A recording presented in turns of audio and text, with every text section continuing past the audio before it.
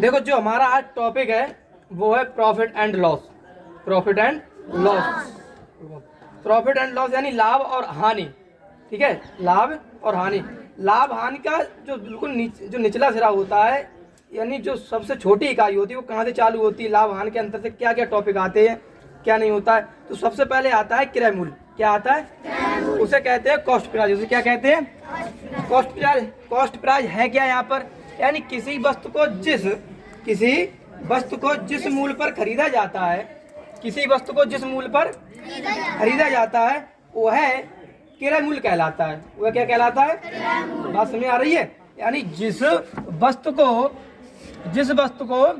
जिस मूल्य पर खरीदा जाता है वह क्रय मूल्य कहलाता है।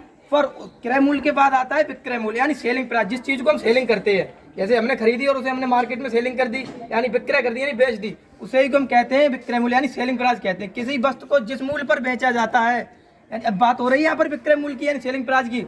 जिस वस्तु को जिस मूल्य पर बेचा जाता है वो विक्रय मूल्य कहलाता है। वो क्या कहलाता है? विक्रय मूल्य कहलाता है। अब आता है लाभ, यानी प्रॉफिट है क्या? प्रॉफिट है क्या? ठीक है, प्रॉफिट माने लाभ ही तो होता है। तो देखो, अगर विक्रय मूल्य और क्रय मूल्य से अधिक हो, विक्रय मूल्य क्रय मूल्य से अधिक हो और उन दोनों के बीच का जो अंतर आता है, बात समझो, अगर विक्रय मूल्य क्रय मूल्य से अधिक हो तो उन दोनों के जो बीच का अंतर आता है वही लाभ कहलाता है। वो क्या कहलाता है? लाभ कहलाता है, यानी वही प्रॉफिट कहलाती है। ठीक है, बात आती है हानि। लॉस क्या है? हमें लॉस कब प्राप्त होता है, यानी लॉस है क्या है, हानि क्या है? क्या अगर किसी वस्तु विक्रय मूल्य और क्रय मूल्य से अधिक हो, विक्रय मूल्य क्रय मूल्य से कम हो, क्या होना चाहिए?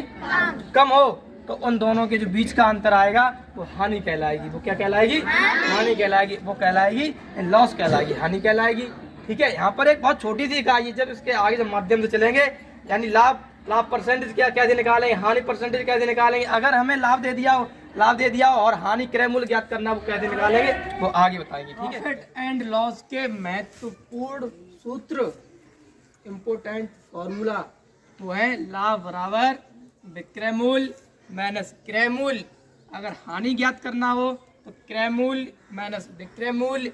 ठीक है, अगर क्रय मूल्य बराबर विक्रय मूल्य प्लस हानि, और क्रय मूल्य बराबर अगर लाभ ज्ञात करना हो तो विक्रय मूल्य माइनस लाभ, और लाभ परसेंटेज अगर ज्ञात करनी हो तो लाभ इंटू 100 बट्टे क्रय मूल्य, ये परसेंट में निकल आएगी तुम्हारी। और हानि परसेंट अगर ज्ञात करनी है तो लाभ की जगह पर हानि लगाएंगे, इंटू 100 रखेंगे बट्टे क्रय मूल्य, ये भी परसेंट में आ जाएगी। ठीक है, बता दियो ना साला, मेरे बेटी ना एडिट करने